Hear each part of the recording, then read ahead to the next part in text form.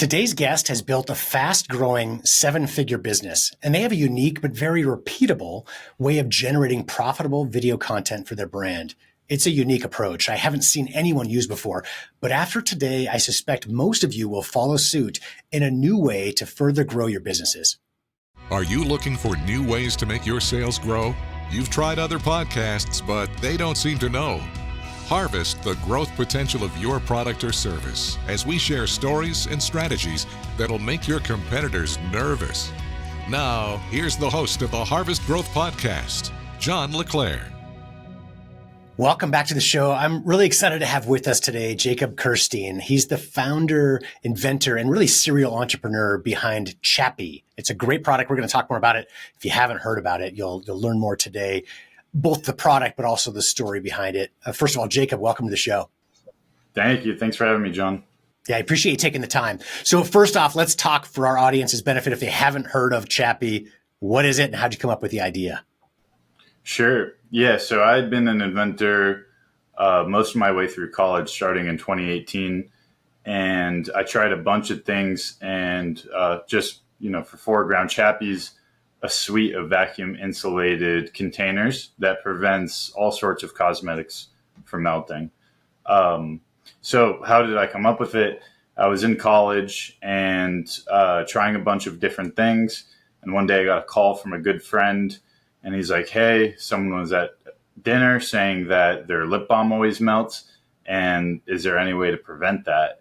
So I 3D printed a prototype. I threw it on TikTok. It went viral. And I knew I really had a good idea that I should run with. I love the concept. So I've got one here. I can show our audience. I know you've got a couple as well. So if you think about like a vacuum insulated cup or bottle, everyone's familiar with those, right? A similar technology, but it holds lipstick, or in my case, a chapstick inside, which is actually from a previous podcast guest from a couple of weeks ago. I'll tell you what I love about this is, you and I were chatting before we got started. You're in Miami, I'm in Denver. And as we record this, it's in the middle of winter. It was 3 degrees here in Denver. Miami's very different this time of year, of course. I'm jealous. But, for me, like leaving it in the car now is not a problem. But I keep it in my pocket all day. And by the time I get home, just, your pockets get warm and I open up my chapstick. It's like, ready to fall out or misshapen or whatever.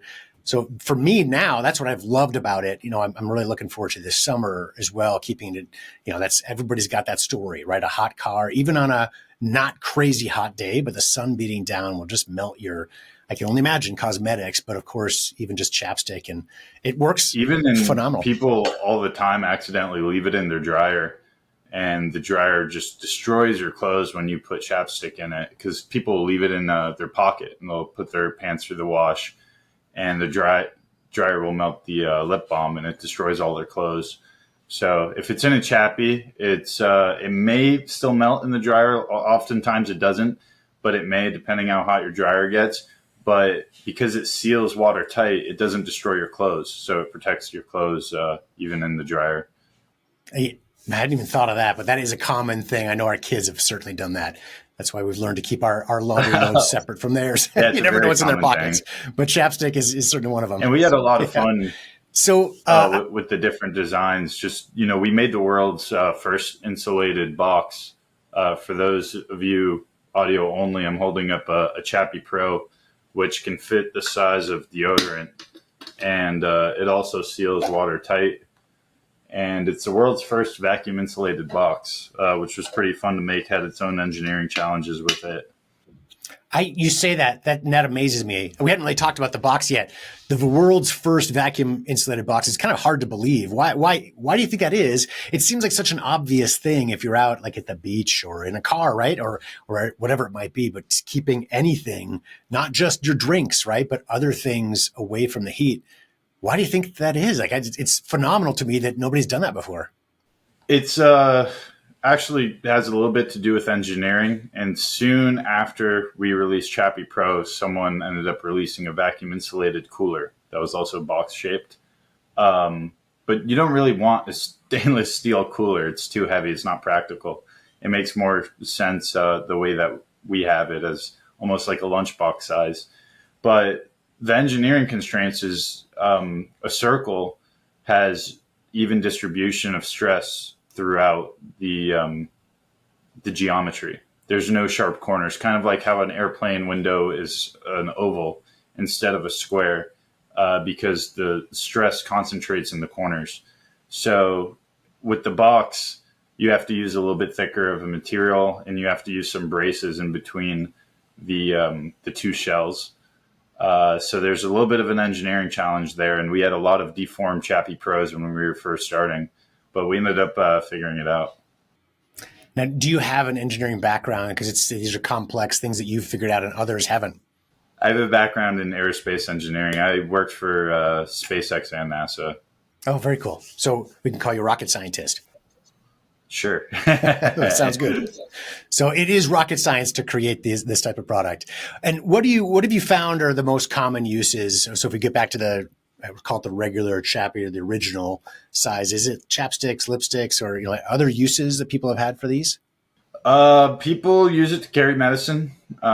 People don't like their medicine getting hot. I've had a lot of people use the Pro for EpiPens, or the OG size, which is keychain size, just for pills. A lot of medicine has temperature sensitivity, so it's been great for that. You can fit like a sandwich or yogurt in Chapie Pro. So some people use it for that, but it's not super common. And a lot of people like to use Chapie Pro to protect their phone if they're on a boat, and water splashing in the boat. It's a nice waterproof container that keeps their phone from getting too hot as well. Now, does it float if it were to go overboard? I don't know. Our cooler floats. Yeah. My bet would be, actually, I know the OG doesn't. I would think that the Pro does. Okay. We'll have to test that out. So you and I were chatting before. I want a couple of stories I want to dive deep on in this conversation. First one's kind of a negative one, learning from it. And then the next one is some great advice. I really want our listeners to stick around for a few minutes because it's super ingenious way. Now, we've done, I don't know, over 200 of these podcast interviews, and I've launched over 300 products to date in the last 18 years since I launched this company. And so I'm not often surprised by new ways of doing things. If I haven't done it, I've heard about it, right? So typically I feel like that.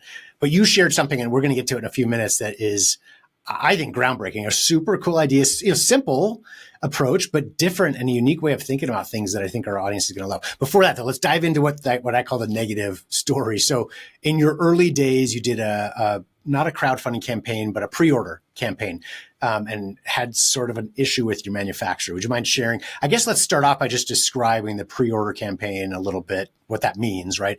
As opposed to crowdfunding. And then what was the issue you ran into? Yeah, absolutely. So again, I posted the TikTok right out of college after trying a bunch of products and kind of learning the value of failing fast. TikTok went viral, and it was time to see if I could start a pre-sale. I don't particularly like Kickstarter. I support their company because they give entrepreneurs who don't really know what they're doing a shot. But in my opinion, why give them a percentage, and why risk losing all your pre-order funds if you don't have to? So I launched on a typical Shopify with just verbiage on the website that said this is a pre-order, and launched a Kickstarter style video to get traffic, put that across our website, made some shorts, 15-second clips to run on Facebook ads, and started gathering some pre-orders, even using that TikTok that went viral as a Facebook ad, and started gathering some pre-orders. And once I had a critical mass of pre-orders, I was like, okay, it's time to put this into production, because these people are going to need their order.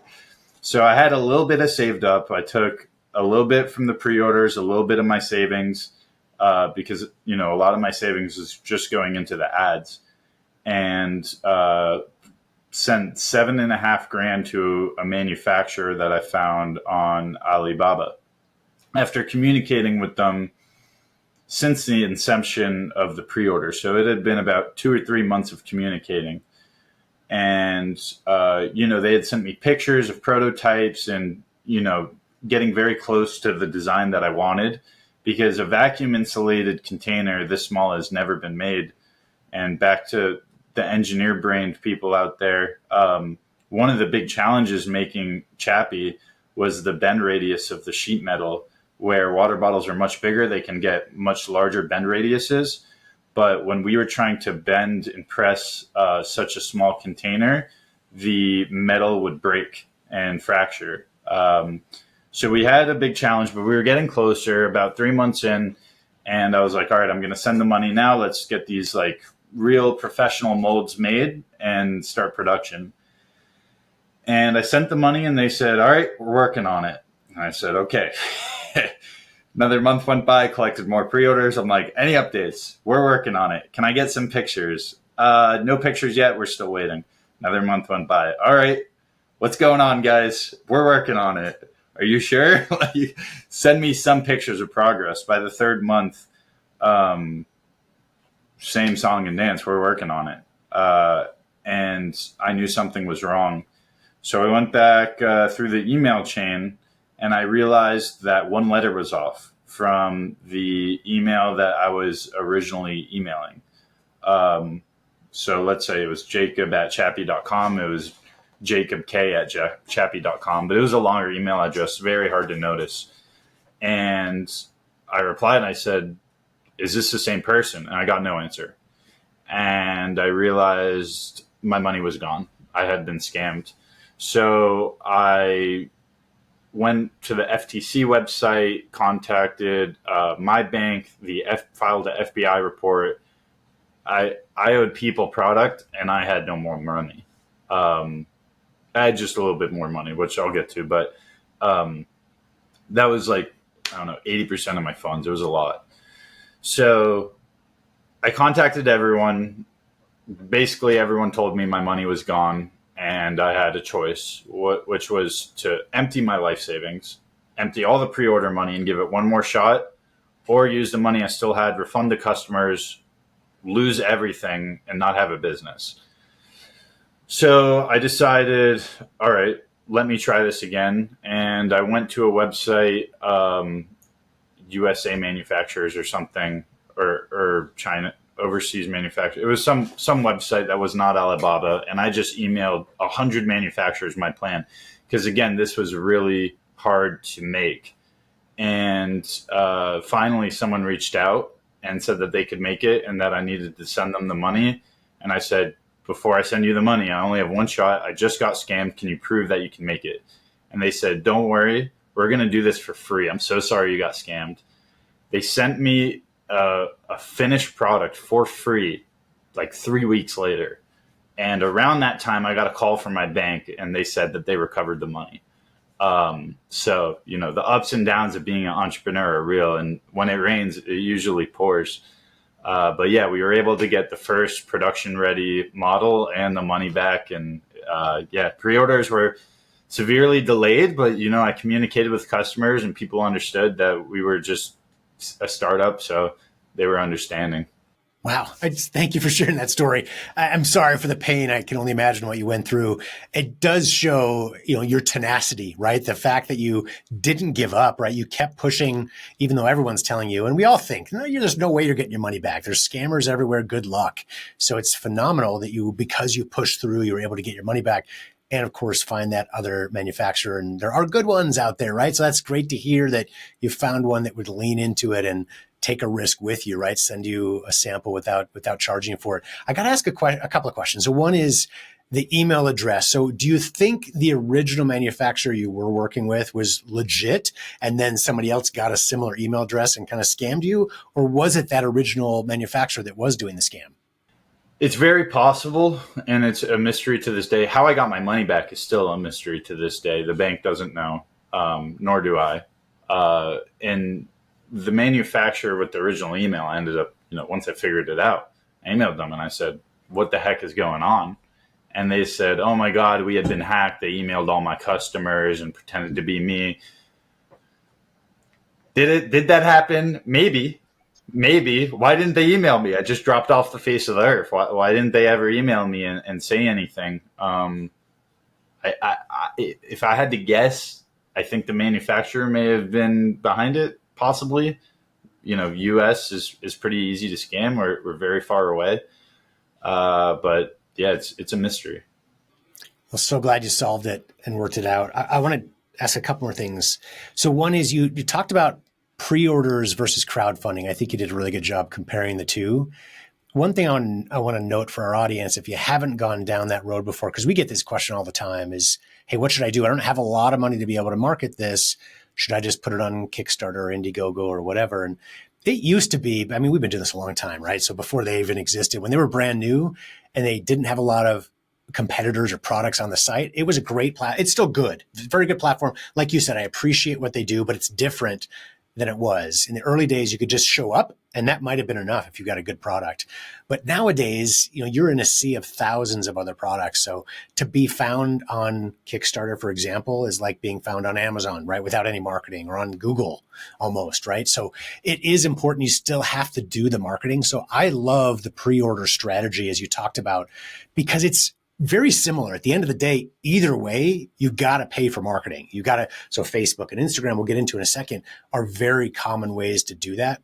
But you've got to do that on Kickstarter. So depending on your situation, but if pre-orders work, there's a lot more that goes into the conversation or the decision. But yeah, I mean, on the off chance that you trend on the Kickstarter homepage, maybe you get a little bit of free press, but banking, what is it, 10% of your sales, 20% of your sales, and the fact that you may not meet your goal. It's so challenging to set an achievable goal. Because what if you set it too high and you miss it by a couple grand? I have a friend that set a goal. It was like 50K in pre-sales. He hit 40 and he had to cover the other 10 just to get the money. Granted, he paid himself, but now Kickstarter gets a percentage of his money for no reason. Right. Yeah, no, good point. Yeah, and that so often happens. So a lot of people will choose, if you set your goal at, let's say, it should be 50K in order to get my whatever it is, right? Well, let me start off with 20K just because I want to make sure I get the money. And then you end up with 21 and you're like, well, that's not quite enough. So it is that hard decision where in pre-orders, you're in full control. You can still send the money back if something goes wrong, assuming someone doesn't take all the money, right? But you can control that situation much more. And as you said, keep the margin. So I love that approach. I think it's a great way to go. As we talk about now, since then, you've grown the business tremendously and had great success with it over the past few years and growing at double digits each year now, which is fantastic. Can you tell us what has worked best? So what marketing strategy has been the best thing for your business? Getting on Amazon was definitely a big jump for us. In a way, it split our sales. And in another way, it doubled our sales. So we lost some sales from our website, but we gained double through Amazon. So double-edged sword, because Amazon takes a percentage, but that was a big growing point for our business. Also finding like quality sales channels. Walmart.com doesn't really perform for us. eBay.com doesn't really perform for us. A small company called Grommet, which is just like a new product marketplace, does great for us. And that has also grown our sales. So finding new sales channels, definitely a key thing. Going from Facebook ads to TikTok ads, that's another great thing. For some reason, although our original video went viral on TikTok, we haven't been able to be profitable with TikTok ads. So that's a hurdle we still try to climb, and don't totally understand why we do so much better on Facebook, maybe because it's a little more expensive of a product. But yeah, sales channels would be the number one thing. And then kind of having a formula for scaling creatives. This is something I've learned through mentors throughout the year, which is testing one video, but with 3 or 4 different hooks, finding the best hook, and then testing that video with 3 benefits put in different orders. So benefit 1, 2, 3, benefit 3, 2, 1, benefit 2, 1, 3, testing that. And then once you have the hook and the benefit solution, and then you can test your call to action. So you test 5 call to actions. And that's a really great way of scaling a winning creative. And, I kind of teased, this is great advice, but the one piece that really stands out as truly unique is how you find some of your content creators. And I love this approach. Can you describe the process that's been successful for you to get, and before you do, I kind of want to couch this, maybe you'll talk about it in more detail, but part of the issue with getting UGC or user generated content for content creation, it works really well, right? If you do it right. But a lot of them look salesy, they look fake, right? It's like it's trying to find good creators that will create powerful or effective content for you. And I love the approach that you've developed. So if you could share that.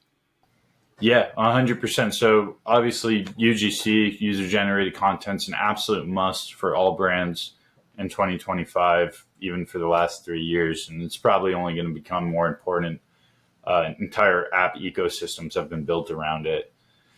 So like you mentioned, finding good creators that have an ROI on what they cost is very hard. You can find a creator with 20,000 followers and they want $500 a video. The video could flop. Then you lost $500. You can also have a creator with 1,000 followers that charges $50 a video and the video goes viral just because of the content. So I was at a point where I was trying to figure out a really efficient way of hiring UGC creators without breaking the bank and without taking big unproven bets. So I started posting UGC job ads on Indeed. And what would happen is a bunch of really young content creators who haven't really made their break yet would be on Indeed looking for these jobs, and they would apply. And then through the interview process, I realized, so for me, the best way to interview someone is to simulate the job that they'd be doing. How do you simulate that job? Well, make a video and let me test it. And let's see if it goes viral or not. And not only do you get to really find the best creator that way, but you also get a bunch of free content in the process. Now, I would offer these creators some amount of money because I didn't want them to feel like I was taking advantage of them. So I would pay them a small portion of probably what they're worth. But at the end of the day, it was an interview, and the best candidate did get a full-time job that I've been using. Not a full-time job, but a full gig where we're posting 3 times a week, 4 times a week for the past year on Chapie. And shout out Kylie. She's been doing an absolutely fantastic job. I love that approach. And it reminds me, we had a guest on the show a few weeks ago. They've built an almost 9-figure business. It's like a high 8-figure business. It's crazy. And a lot of it has been on a single content creator, a single influencer. And they found that person in a different way than you.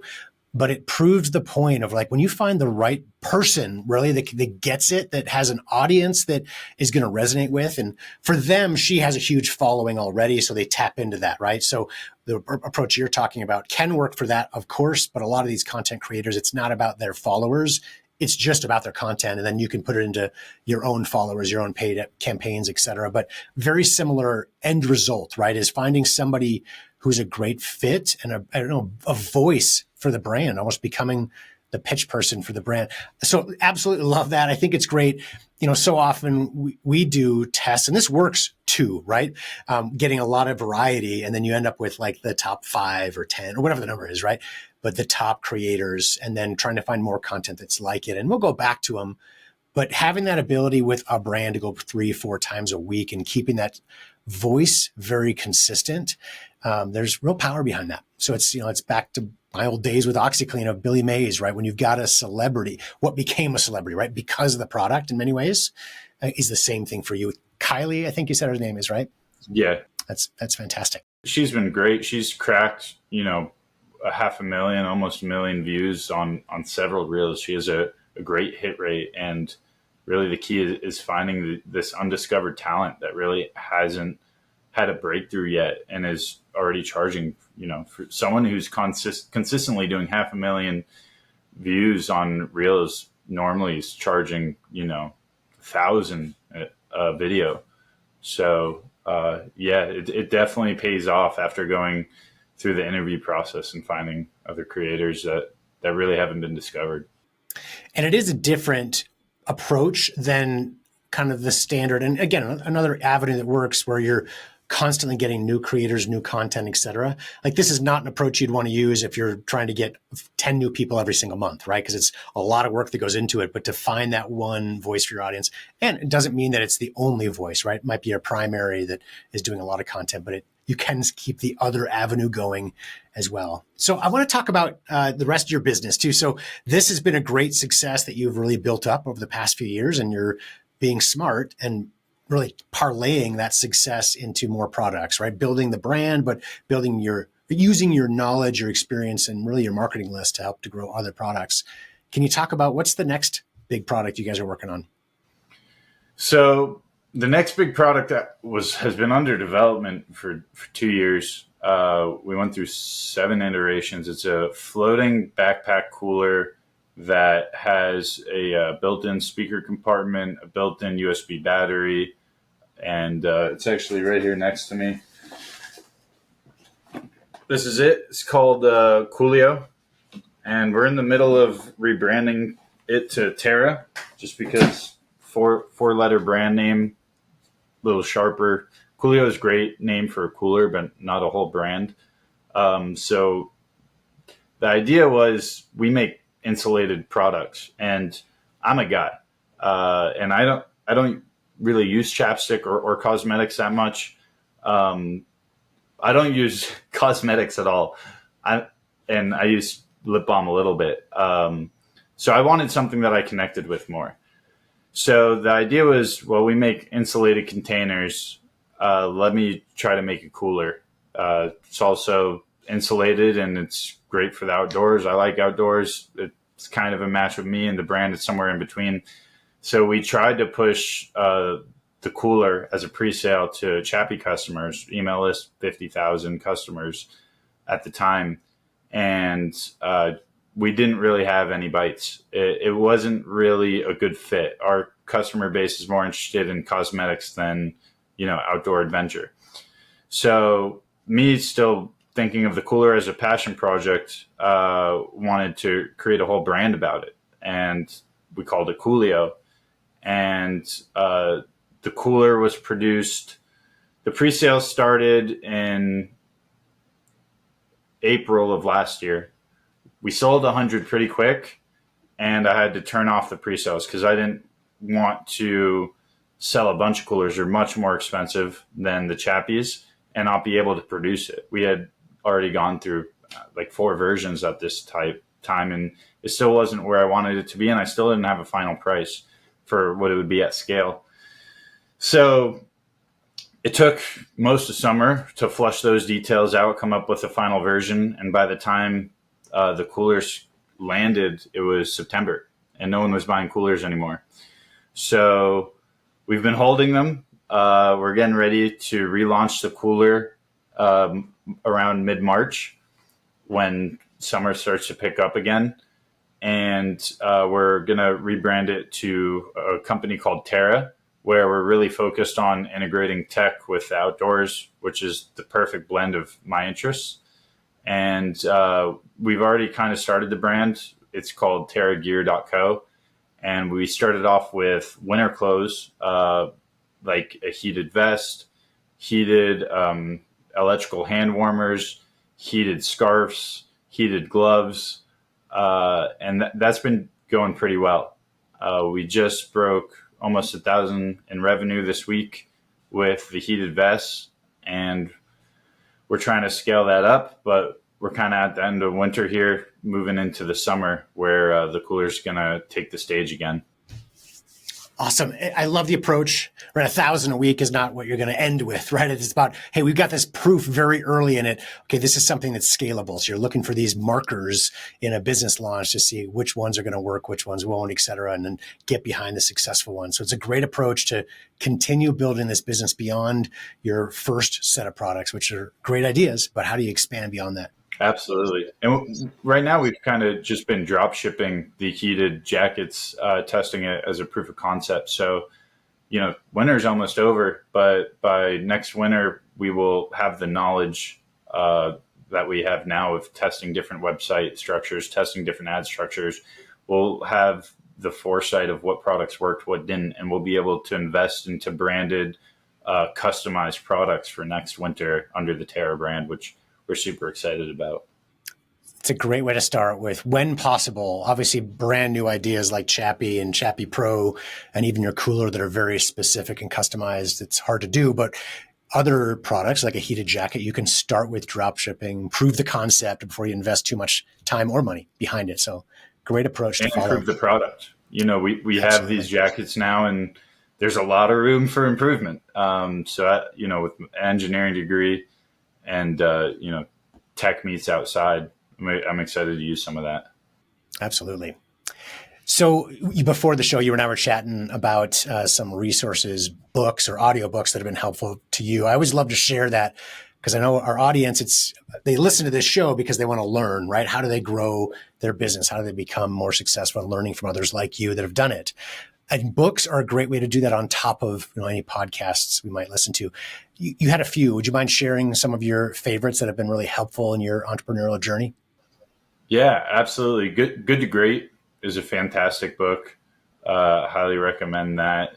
Talks about what companies, what makes a difference in a company that is good for a little bit of time and then kind of declines, to a long-lasting, enduring, great company that only gets better over 50, 100 years, like Ford and Johnson and Johnson, compared to Kodak, like what happened to them.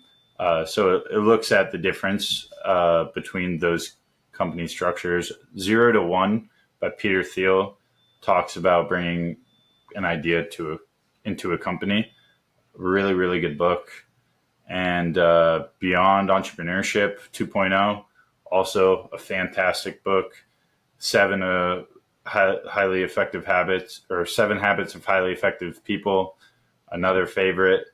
And then Rich Dad, Poor Dad, a classic. Absolutely. Those are all great books. And I think our audience might add this podcast interview to their list as well to enjoy probably again.